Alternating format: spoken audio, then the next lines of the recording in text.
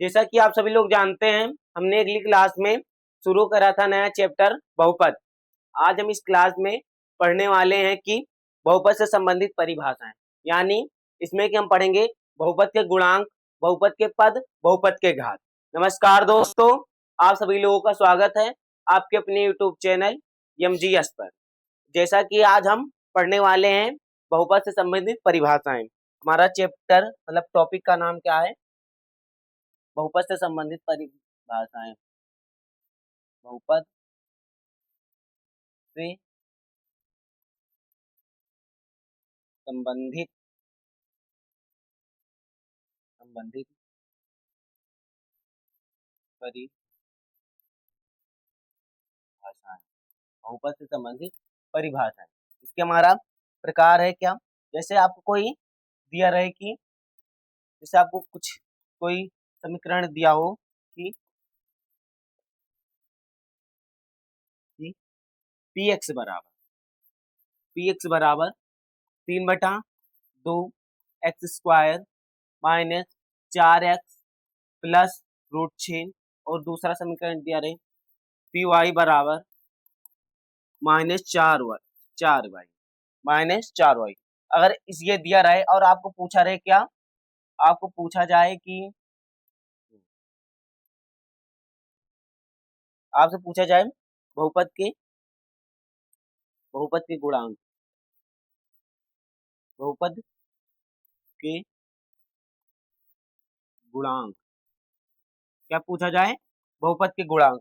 बहुपद के गुणांक में क्या पूछा जाए कि py में px में x स्क्वायर का गुणांक,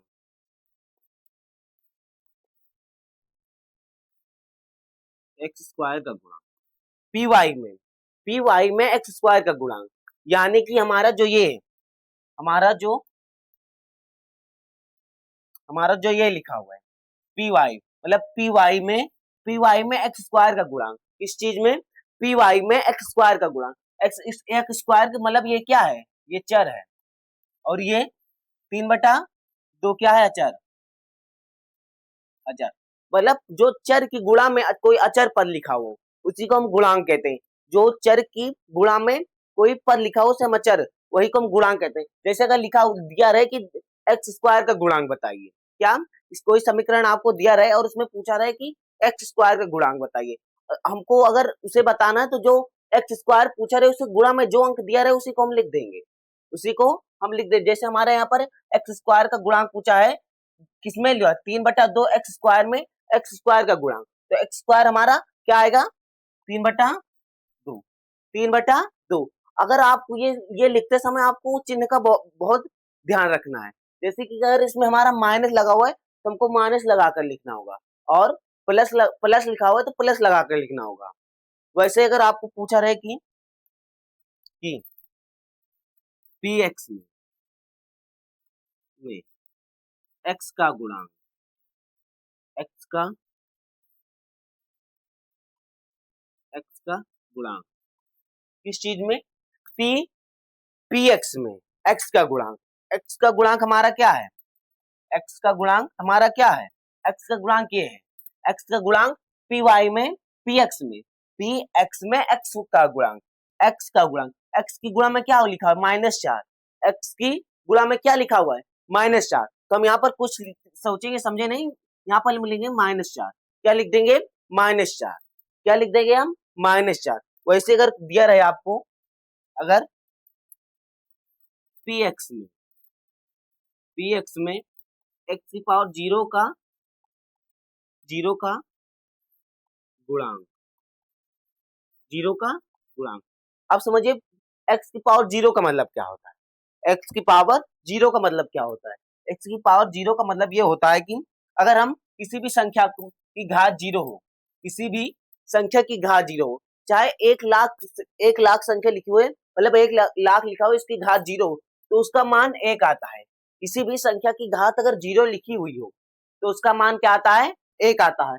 वैसे ही इसको हम क्या लिख सकते हैं? इसे हम क्या लिख सकते हैं? या तो हम इसे 1 लिख सकते हैं, या तो हम इसे 1 लिख सकते हैं। तब भी अगर हम रूट 6 को 1 से गुणा कराएंगे तो हमारा वही आएगा ना, √6। अगर हम ये लिख दें या हम इसे ये लिख दें कि x पावर 0 एक्स की पावर जीरो। एक्स की पावर जीरो का मतलब एक ही होता है। अगर हम इसे गुणा कराएंगे तो हमारा रूट 6 ही आएगा। तो हमारा क्या यहाँ पर आ जाएगा, रूट 6। क्या आ जाएगा, रूट 6। इसमें हम चिन्ह देखेंगे, हमारा चिन्ह इसमें लिखा हुआ है माइन प्लस। प्लस को हमको लिखने की जरूरत नहीं होती प्लस को लिखने की जरूरत नहीं होती, इसलिए हम यहाँ पर कुछ नहीं लिखेंगे, वैसे ही लिख देंगे रूट 6, लिख देंगे कि रूट 6। अब हमारा दूसरा है, अगर पी वाई में माइनस चार वाई का गुणांक, पी वाई में 4 वाई का गुणांक जैसे दिया हुआ है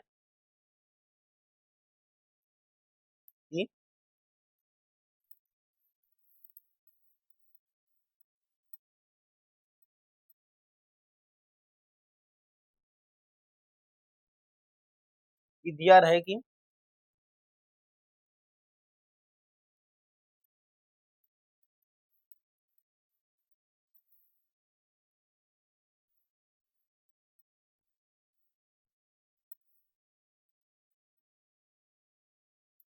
दिया रहे पी वाई में वाई, पी वाई में वाई का गुणांक, वाई का गुणांक, किस चीज का गुणांक दिया, वाई का गुणांक। अब देखेंगे पी वाई कहाँ पर है, पी वाई कहाँ पर है, पी वाई हमारा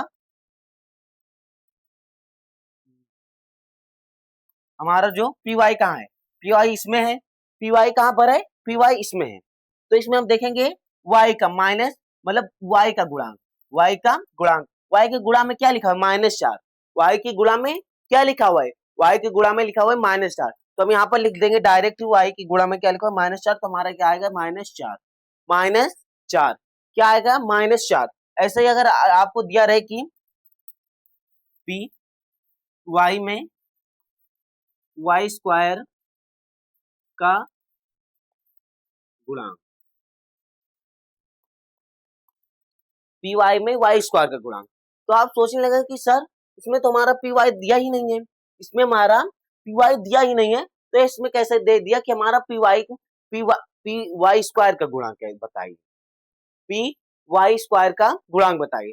तो इसमें हम कुछ नहीं करेंगे, जैसे कि अगर हम जीरो किसी भी संख्या से गुणा करें तो हमारा जीरो ही आता है, और जीरो को हम किसी भी संख्या से जोड़े तो हमारी वही संख्या आ जाएगी। जैसे अगर हम इसको हम ऐसे भी तो लिख सकते हैं, इसे हम कैसे लिख सकते हैं, plus Y square plus Y plus zero Y का स्क्वायर, जीरो वाई का स्क्वायर। अगर हम जीरो में कोई भी संख्या से गुणा कराएंगे तो हमारी वही संख्या आएगी, और हम जीरो में अगर किसी भी संख्या को जोड़ेंगे तो हमारी वही संख्या आ जाएगी। अगर हम जीरो में किसी भी संख्या से गुणा कराएंगे तो हमारी जीरो ही आ जाएगी, और अगर हम जीरो में किसी भी संख्या से जोड़े तो हमारा क्या आ जाएगा, वही संख्या आ जाएगी। इसीलिए हम यहाँ पर हम प्लस जीरो वाई स्क्वायर का गुणांक कराएंगे तो हमारा क्या आएगा, इसमें इसमें क्या आएगा हमारा जीरो, इसमें क्या आएगा इसमें जीरो। अगर पी वाई में वाई स्क्वायर का गुणांक पूछा रहे और इसमें आपको पी वाई स्क्वायर दिया ही नहीं हो, इसमें वाई स्क्वायर दिया ही नहीं हो, तो आपको क्या करना है, आपको वही इसमें लिख देना है जीरो। क्यों, क्योंकि अगर हम किसी भी संख्या में वाई को गुणा करें तो हमारा जीरो आता है, और जीरो को किसी भी संख्या में जोड़े तो हमारी वही संख्या आ जाती है। जीरो में किसी भी संख्या को जोड़े तो वही संख्या आ जाती है। अब इसके बाद हम चलते हैं कि इसके पद कितने होते हैं, क्या होते हैं, पद कितने होते हैं।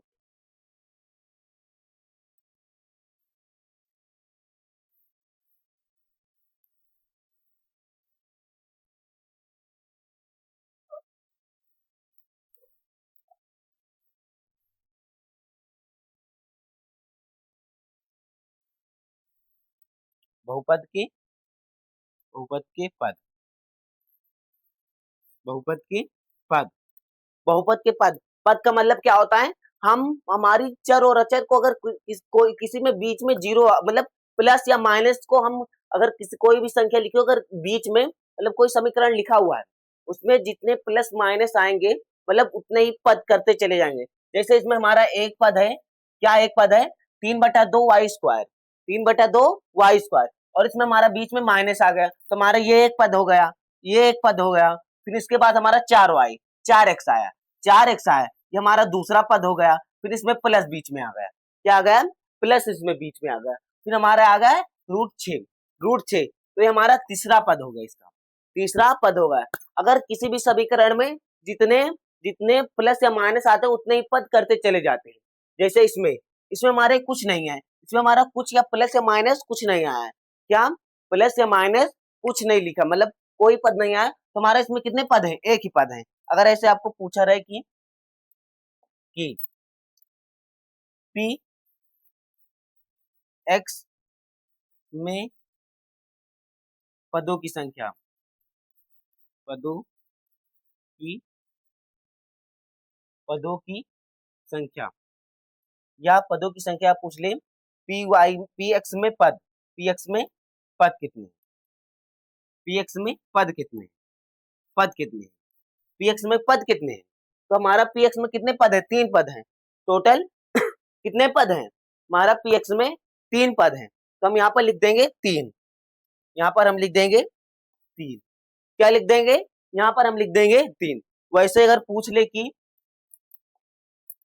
पी वाई में पद, पी वाई में कितने पद हैं, तो हम यहाँ पर अगर हम यहाँ पर हम लिख देंगे 1, क्यों, इसमें एक ही पद है, इसमें एक ही पद है, -1 या -1 नहीं, या हम यहाँ पर 1 लिख दें, या हम यहाँ पर 1 लिखें या वही जो संख्या दी रही उसी को लिख दें, -4x। हम अगर एक ही पद लिखा हुआ है, अगर एक ही पद है तो आप उसे एक लिख दें या उसे लिख दें -4x, जो संख्या दी रहे उसी को आप डायरेक्ट लिख दें, उसी को आप डायरेक्ट लिख दें, क्या लिख दें, उसी को आप डायरेक्ट लिख दें, -4y। अब इसके आगे हम चलते हैं कि इसके घात कितने होते हैं।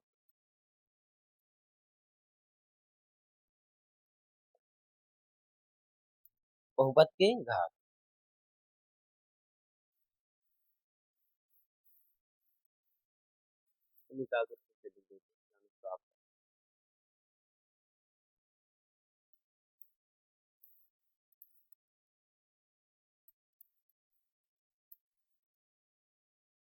दिया हुआ है कि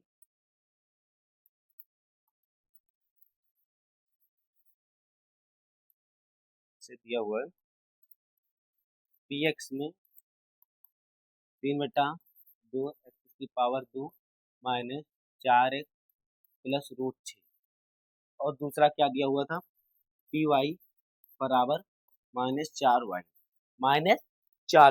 इसमें क्या पूछ लिया, बहुपद के पद, बहुपद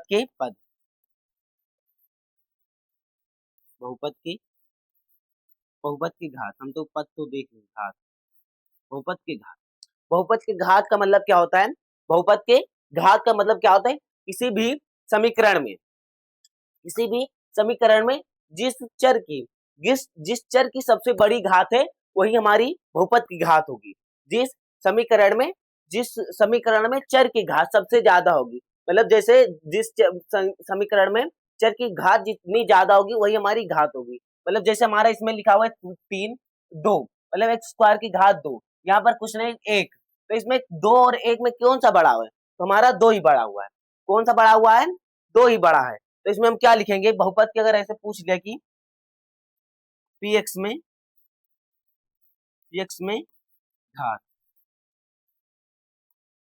पी एक्स में घात, कितनी घात है हमारी, कितनी घात है हमारी, कितनी घात है, 2 बहुपद में किसी मतलब बहुपद में कितनी घात है, दिया रहे घात का मतलब किसी भी समीकरण में जिस समीकरण की सबसे ज्यादा घात या सबसे बड़ी घात उसी को हम बहुपद की घात मानते हैं।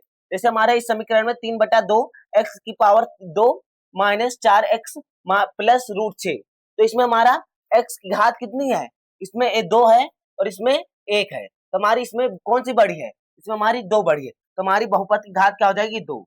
बहुपद इसमें हमारा जो समीकरण दिया हुआ है 3/2 एक्स की पावर 2 -4x प्लस √6, इस समीकरण में हमारी सबसे बड़ी घात क्या है, सबसे बड़ी घात 2 है, तो हमारा यहाँ पर आ जाएगा 2, हमारा क्या आ जाएगा, यहाँ पर 2, यहाँ पर क्या आ जाएगा हमारा, यहाँ पर आ जाएगा हमारा 2, कौन सी संख्या, 2, मतलब जिस समीकरण में जिस चर की घात जिस समीकरण में जिस चर की घात सबसे बड़ी होगी वही हमारी बहुपद की घात होगी, बहुपद की घात होगी।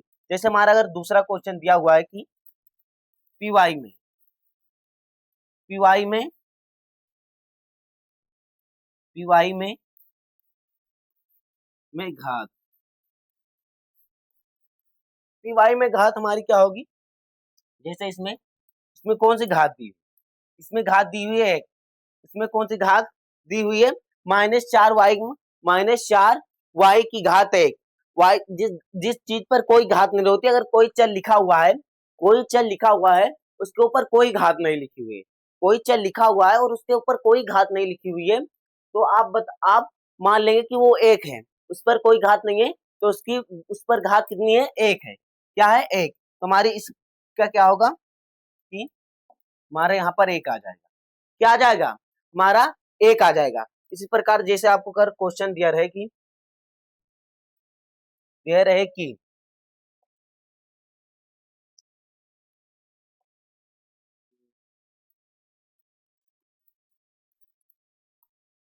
बहुपद की घात पी एक्स में 5x प्लस या ऐसे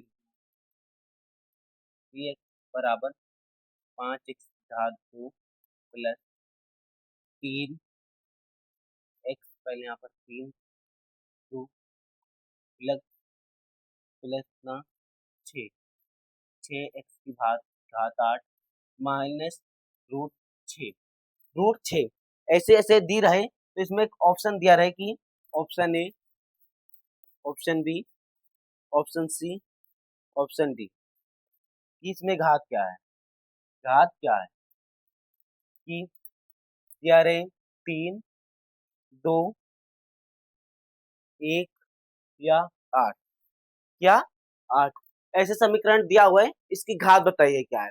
जैसे पी एक्स में बराबर में 5x की घात 3 plus 3x square plus 6x की घात 8 माइनस रूट 6 इसमें सबसे मतलब इसकी घात बताइए। तो इसमें हम क्या देखेंगे, इसकी घात क्या होगी, इसमें हमारी रूट 3 है, मतलब 3 है, इसमें 2 है, इसमें क्या है, इसमें 8 है, इसमें क्या है, इसमें 8 है। तो इस बहुपद की सबसे बड़ी घात क्या है, बहुपद की सबसे बड़ी घात क्या है, 8। तो हमारा इस ऑप्शन मतलब इस आंसर का हमारा आंसर क्या हो जाएगा, ऑप्शन डी। ऑप्शन डी हमारा क्या हो जाएगा, ऑप्शन डी 8। इस बहुपद की सबसे बड़ी घात क्या होगी, 8। ऐसे आपको अगर एक क्वेश्चन दिया रहे कि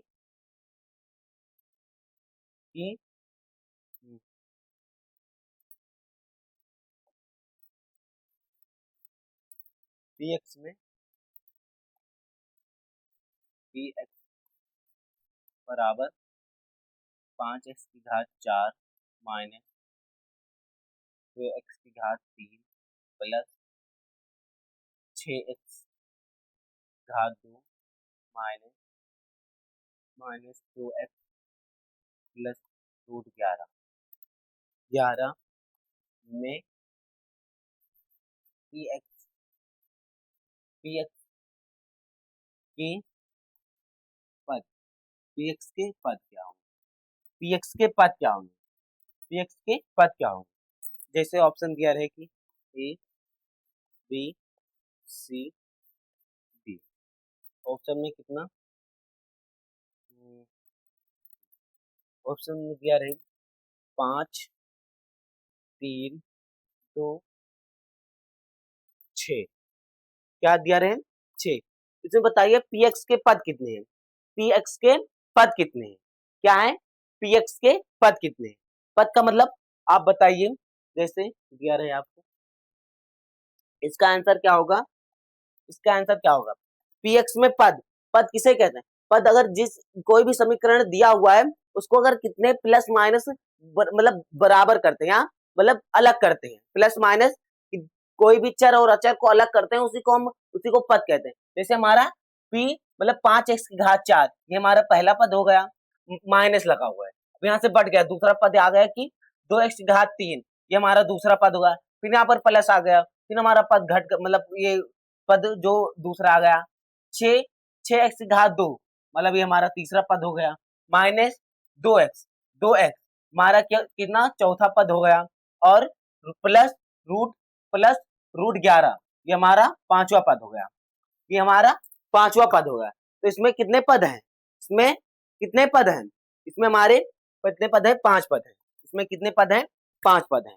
कितने पद है इसमें, 5 पद हैं। और ऐसे अगर एक क्वेश्चन दिया रहे कि ऐसे एक क्वेश्चन दिया रहे कि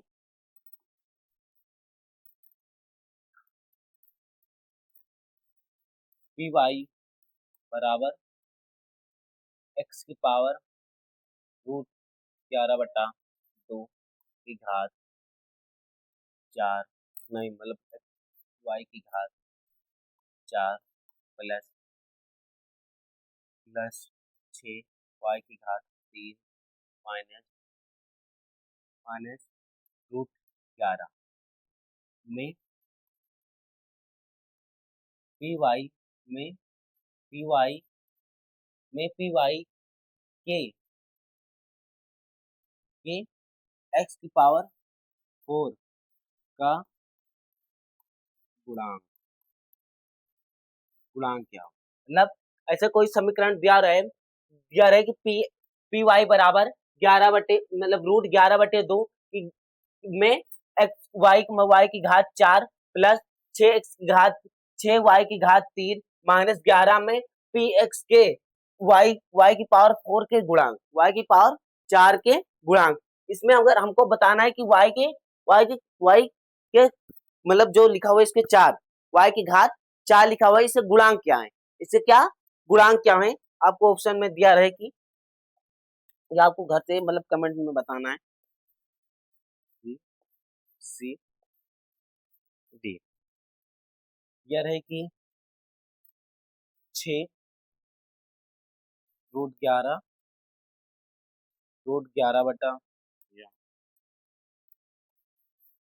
11/2 या जीरो। इसको आपको होमवर्क दे रहे हैं, कमेंट में बताना है।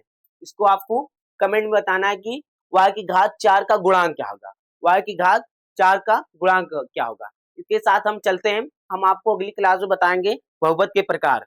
जय हिंद।